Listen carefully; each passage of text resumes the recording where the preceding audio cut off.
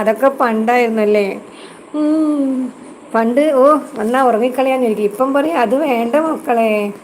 ഈ പാട്ടൊക്കെ ഞാൻ കൊറേ കേട്ടതാ. ഞാൻ ഉറങ്ങത്തില്ല.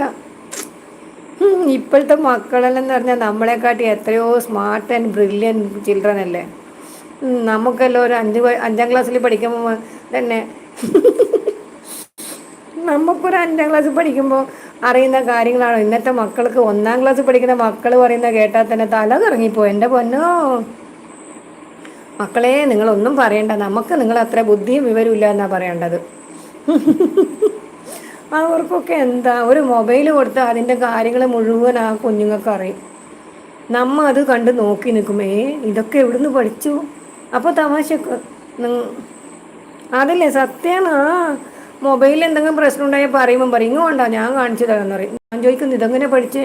പിന്നെ യൂട്യൂബൊക്കെ എന്തിനാ